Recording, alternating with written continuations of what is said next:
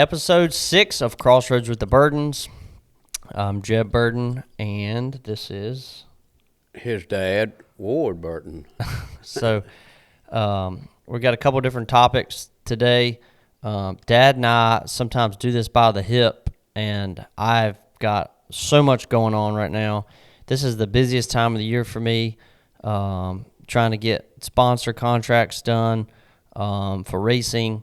And if we don't have sponsors, I don't get to race. So it's a full-blown team effort right now, getting contracts and negotiations done. And we got a lot of good partners. So Dad and I really haven't spent a lot of time discussing about everything that we're going to talk about today. But I've got a couple different things that I wanted to discuss. But right off the hip, because we just went and did this, a pretty neat conversation to start off with. I went, long story short, we have been working a couple years to try to find Dad one of his old cars, and haven't really been lucky enough to find anything to be able to purchase. And we came across an old car from 2007, and my friends at State Water Heaters and I teamed up to get this car, actually one that's right here on the podcast, this old 4 car that's sitting right here front and center, and that's how the State Water Heaters relationship started. And was lucky enough to find the car, and it was still in really good care, and we purchased the car and just surprised you with it. So what do you think? You really did.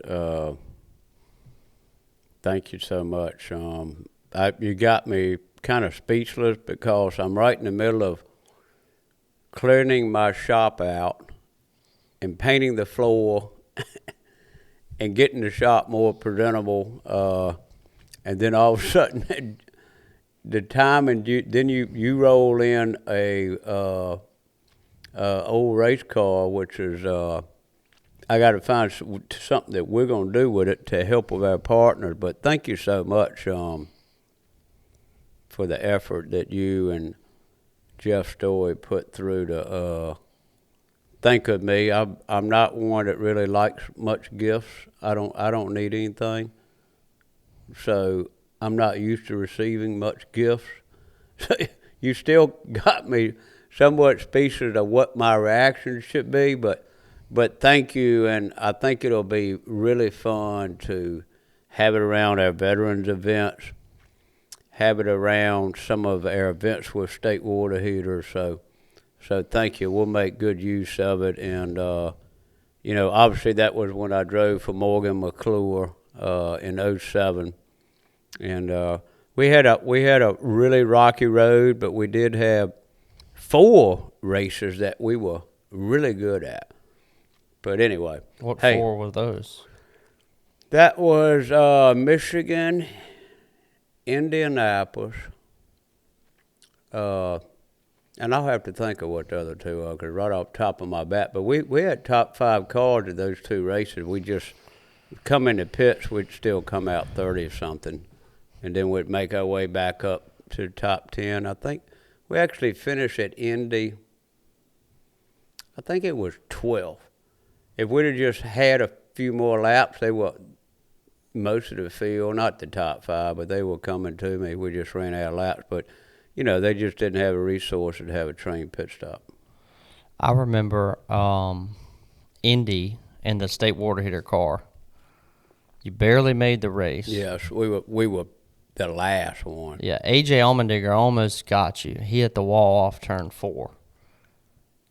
I thought when it really saved us was Jeremy Mayfield. I don't know. Had to get up. It was one of the 2, yeah. Yeah, but I remember the last pit stop. The guy doing the tires told me that the car was going to be a lot better this last stop. He told me he put hot lap on the tires. So we're not going to mention any names, but how much trouble do you think they would have got We in. actually made the race. We drew. That back then you drew for position to qualify, and we were going out when the sun was out in Phoenix. And we put it on and made the race. It was worth that much? Yeah, hell yeah, it was worth that much. You remember the time at Richmond, where you saw and everybody said they'd never make the race, and I was running the high groove during qualifying? We got away with it that time too. I don't remember that. Yeah, because you was sitting there at pit road when we qualified. Would people do that a lot back in the day? Other teams? I don't know. You know, there's a lot of questioning about tire soaking and traction control and things of that nature. You know, look, we were so behind at times that not many people were paying attention to what we were doing. Yeah. We needed more than a hot lap most of the time. So in today's world, if you got busted putting a hot lap on tires, it would be massive. It would be hundreds of thousands of dollars, I'm sure. We didn't let most people in the team know. Yeah, I don't think you know where I learned it from. It's from when you were racing go-karts. Yeah. Because unfortunately, everybody, it's not about driver and go-karts. It's about who can soak a tire the best. So, and it was everybody. It was legal. So anyway, that's where I learned it from. we tried. I think the problem is, you know, it's just like go-kart. It's a chemistry examination. Unless you're a good chemist, you can mess it up. You can make it worse and not help yourself at all. So we probably did that too. Since we're talking about that, what about tire bleeders? You ever heard any of that? I don't have any experience with that. We didn't do that then, and to my knowledge, we never did it. So I don't have any knowledge of that at all. Yeah. Can you hear them up there? Pardon the interruption. We're having a little bit of interruption from upstairs. So what Jeb's referring to is you could have a bleeder if you wanted 25 pounds in a tire, you could have a bleeder as the tire builds pressure up when you're up to speed. Obviously, the air pressure builds in a tire. If you could keep the tires at the best grip load, that would really help a car handle very well, and it would certainly be a science to that as well, because you could obviously cause yourself a lot of grief. But I don't have any experience with that.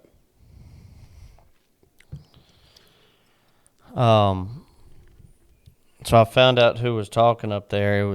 It's your wife, my mom, and I think my sister's kids are FaceTiming, so that's what the noise was. Okay. Well. But anyway, we do this podcast in Dad's basement. It's a pretty cool spot to do it. I think it's got trophies and all kind of different memorabilia down in the basement. But yeah, so I've never got on the racetrack with hot lap before in any stock car ever, or a bleeder. No. I think now today's world, it would be you'd get in deep trouble. It wouldn't be good. No. I know a team the other week just got busted with I believe they had like lead in their steering wheel going through tech or something like that. I'm not sure. They were doing something with weight going through tech. In your class? It was a different series, but in Wow. NASCAR. Yeah. Well, there's a lot of things that crew chiefs would try to do to give an advantage. And in some cases, it could be a safety issue.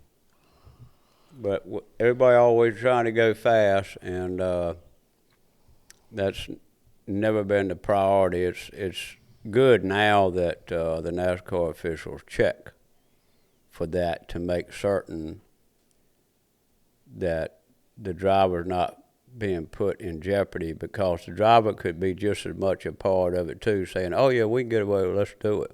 And I'm sure it caused at times some injuries or even worse. So on another note, what have you been up to the last 2 weeks? We didn't get to do a podcast last week, so we're running a week behind just because of our schedules, and I had to go race Miami. What have you been up to? Well, we've been doing a lot of closing on foundation projects with landowners. Talk a minute about that. When you talk about closing, like a lot of people don't understand what goes on with something like that. Yeah, so we run a federal program, the end mission, protecting military bases. And so we get funded through a program called ACUB with the Army, and the Marine Corps is called REPI. So Army stands for Army Compatible Use Buffer, and the key to that word is buffer.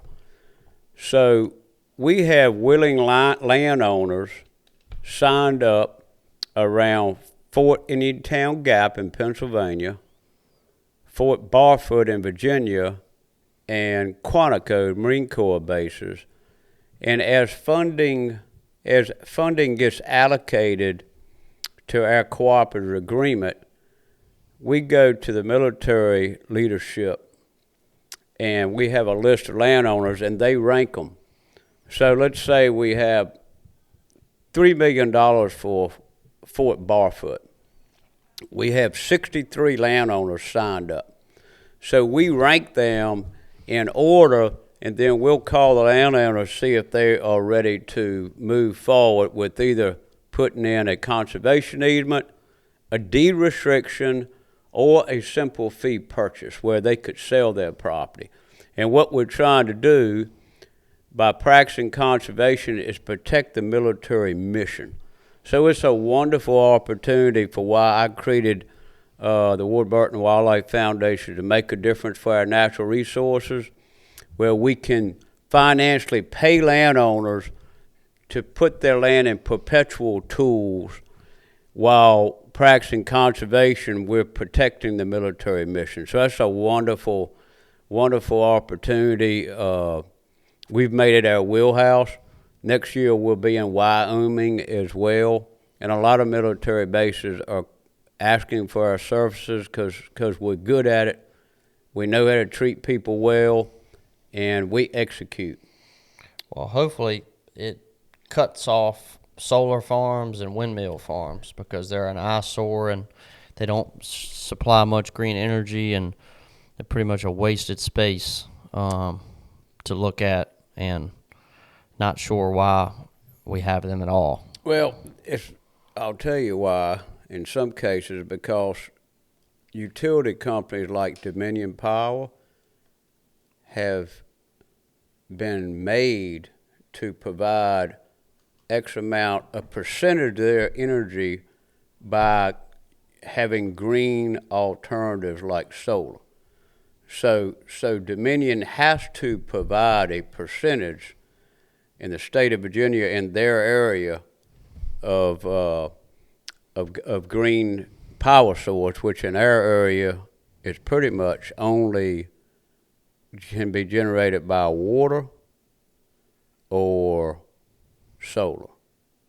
And people are not wanting more dams. We've already got dams, so you have solar. I mean, we don't have enough wind to use wind, and it's compatible to the military mission because it doesn't bother the military training. But everywhere that's happening, Jeb, is where they already got a power grid most of the time. It's, power grid's already going through somebody's property. Hey, you recognize, and about every other American recognizes, going green has a price environmentally as well. And there's very few exceptions to that. Yeah, I'm not a big fan of all of that, to be honest, because what's going to happen when you need to replace that stuff? You can't bury it. Well, you can't just throw it into the ocean. No, each one of the landowners that has a contract with the solar power company also has a bond. It's a bond that's, if that solar panel company goes out of business, the funding from that bond will pay for the removal of the panels when the contract is up if it's not renewed. So at least there is a safety guard for the landowner. Where it's going to be disposed on, I have no idea. I don't think the United States has set precedents because it's so new of where it would be and how it would be disposed of. Yeah, I don't know. I don't know the answer to it. Switching gears a little bit, did you watch the Cup race yesterday?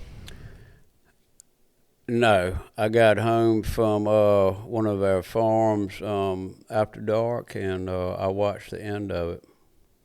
What'd you think of the end of it? Looked like it was exciting end. Obviously, it's Don't you think it'd be a lot better if that was the last race? That was the last track versus going to Phoenix where you run single file all day, maybe too wide sometimes? Miami is a unique track, and it took them 3 times to find a combination of the track design that made for good racing. Hopefully they won't pave it. They don't need to pave it. They just So the racing was great yesterday. NASCAR owns that one. They own Martinsville that you're going to this week. They own Phoenix. I really don't have an opinion on it. Phoenix is a tough place to get around. They all are. You all got to have the cars working. Yeah. I run pretty good at Phoenix. I run pretty decent at Martinsville. So excited about those two. Just thought that the last race would have been more exciting at Miami than we keep going back to Phoenix for whatever reason. Not sure about that, but we had a decent this past week at Miami. We had a decent car, qualified 15th for the second week in a row. So we've got some of our speed back on the Xfinity side of things.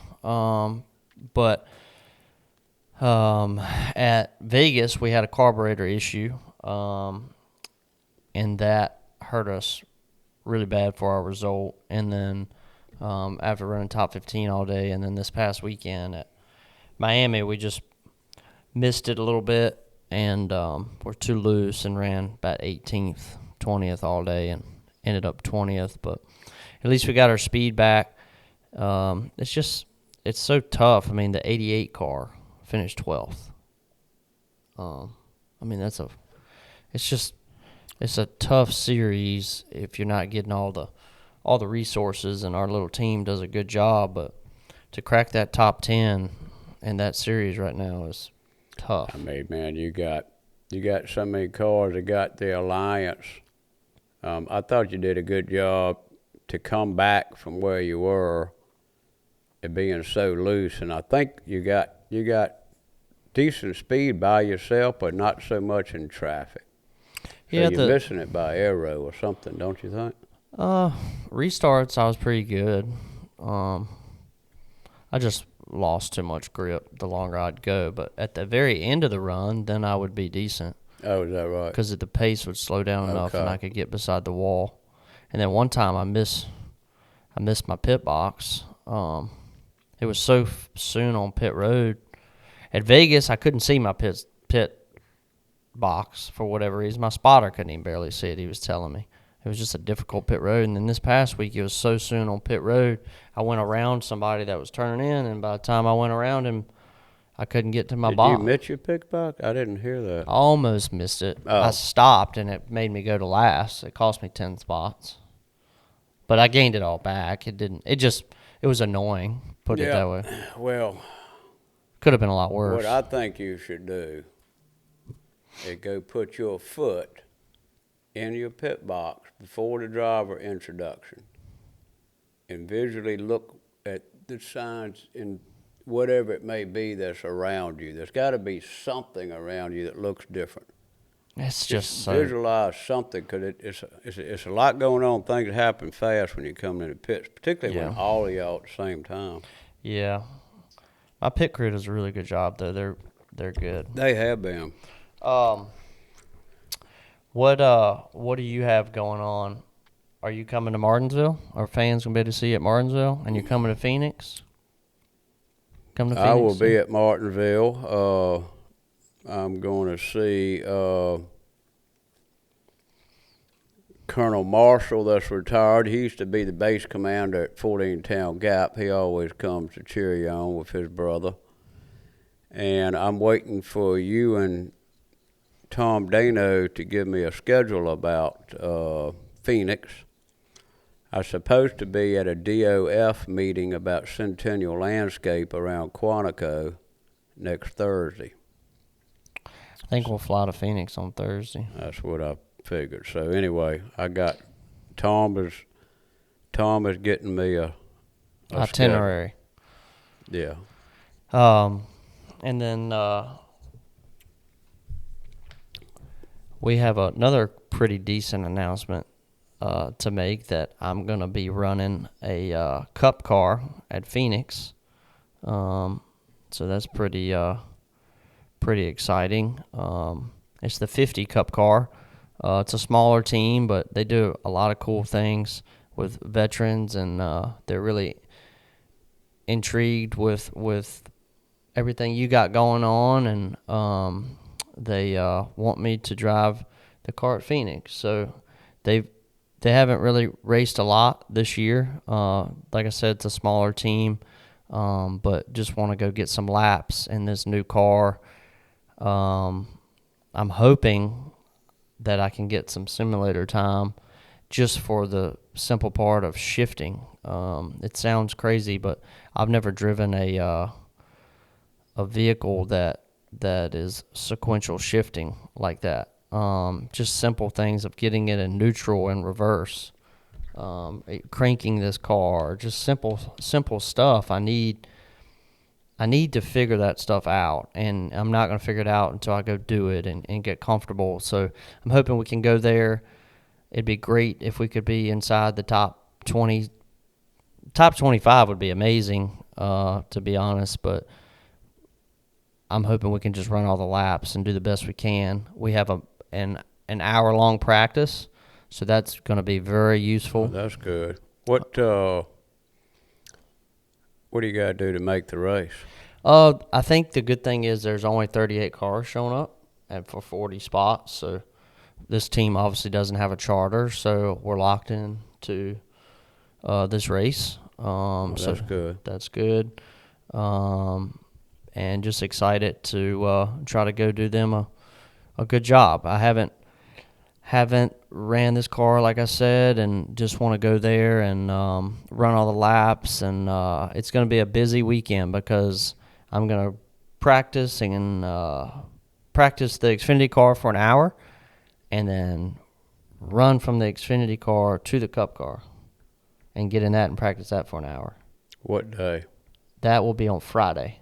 And then on Saturday, I'll qualify the Xfinity car and then run from the Xfinity car and go qualify the Cup car. So it's going to be a lot going on.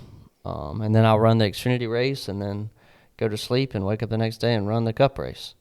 So hopefully for us, what would be a great weekend is a top 15, top 10 in the Xfinity car, and a top 25 is a hefty goal to run in the Cup Series.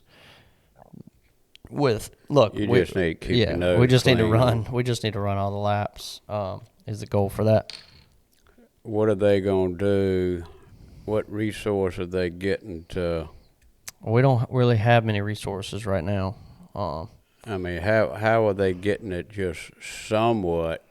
They're working on all those details. I'm not 100% certain on everything, but we do have an ECR engine, so our engine's good.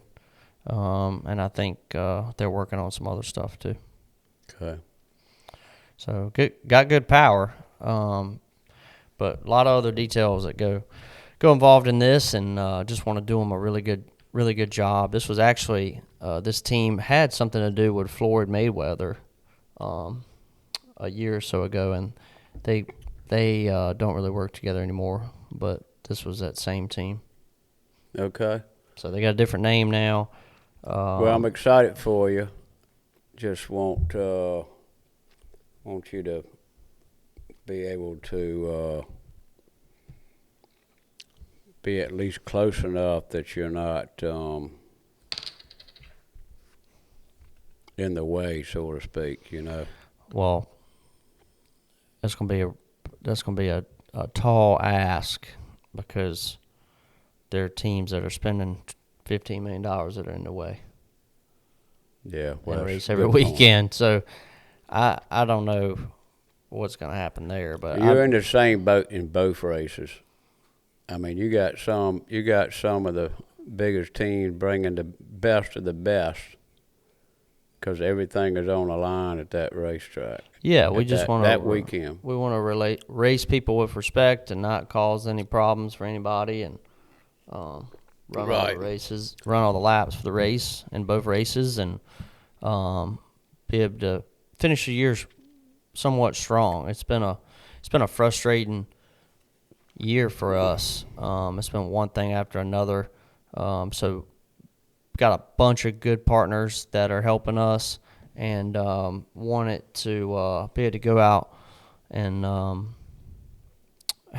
do something different and try to run some cup races. And we go to Martinsville this weekend. I'm really good there. We go to Phoenix. I'm good there. Hopefully we can go have 2 good solid days and get some momentum back. Like I said, the last 2 weeks, qualified top 15 both tracks.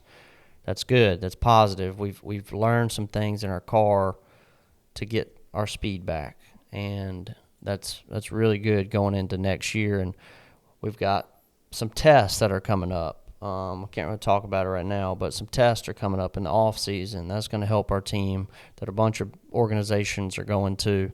So just to keep the camaraderie and the team pumped up and trying to make our cars better. John and Jordan want to make our cars better, so we had good meetings with them in the last week. So hopefully we can just keep moving forward. Well, you're really positive this past weekend, and y'all did everything you could the last 2 weeks with what you had, and, you know, you're playing a leadership role. I know you'd like to be with the organization that's got all the resources, but obviously you're not, and y'all realize that, and you're making the best of your opportunity. Proud of what you're doing, and keep it up. Hopefully you have a decent showing. Keep your nose clean at Martinsville, and if anybody can get everything out of the 2 cars that you're going to run at Phoenix, is you. And you need to have experience in the Cup Series, and you'll be fine. I'll be there to help you. So yeah, I'm excited. Hopefully I can get some simulator time. Trying to get that done. But yeah, last little thing I wanted to talk about before we jump off here. Last time we were starting to talk about some of your old races, and we talked a little bit about what track we're going to race next. But I think Martinsville, I saw a clip today. Do you remember what went on at Martinsville the year Ricky Craven won and Dale Jarrett finished second, and they're beating and banging for the win, but you finished third? I always wanted you to win at either Richmond or Martinsville because it was close to home. Do you remember that day? Because it seemed like to me that was it was in the Cat 22 car. No, I really don't. I'm sorry, I normally recall the races, but I don't. I missed races at Martinsville with the 22 car. We were just absolutely horrible. And then I'd sit on the pole.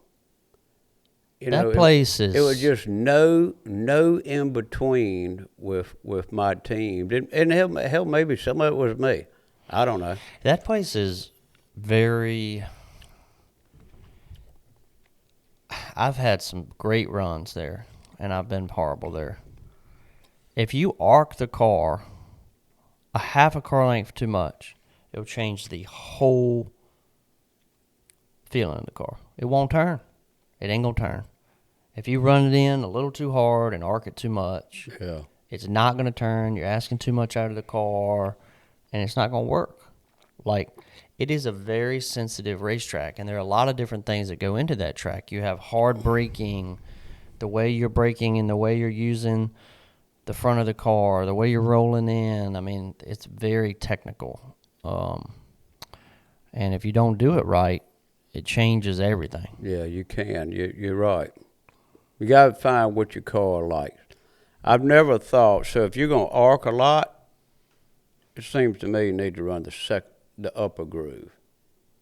Your entry speed can be faster than when you attack. You can't do that at the beginning of the race. Probably not. No. So when you attack the corner, run it the same entry every time, and then you can work on your entry before the center and in the center. Don't be altering, arcing and all that. You go the same way every single time, no matter what your car is doing. Then you can keep working in that little window versus adjusting it. Because you're right, you can very easily over-adjust, under-adjust, and the driver can make your situation a little bit better. Like a lot of times you can roll too much speed in the center, and that's going to hurt your exit. Got to really concentrate on not to roll too much speed in the center, because there is a certain point, I don't care who it is or whose car it is, it's not going to turn. So get the nose pointed. If you can get the nose pointed and start the throttle execution, that's the key. The key is not carrying all the momentum at the center. The key is getting that nose point. That's going to carry the momentum down the straightaway, right? Yeah, no, that's right. Do you have a fond memory of Martinsville? Didn't you win an Xfinity race there? What? Didn't you win an Xfinity race at Martinsville? Yeah. So you won a Busch race at Martinsville. Yeah. What year was that? 93. Were you good that day or not that good? Or Yeah, we were dominant. so you got the pole at every lap or what? No, I think we qualified third. I think Joe Bessie had the pole. Was Jeff in that race? Yeah. What car was he driving? Jeff and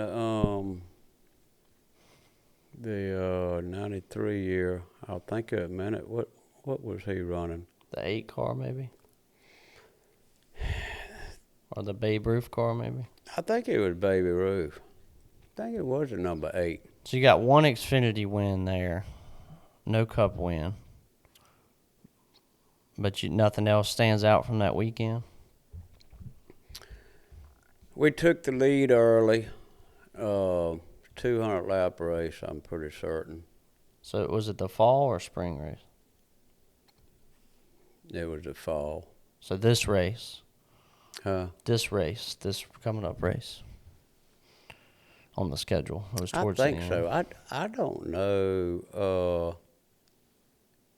I think it was a standalone race. The Cup car didn't run the next day.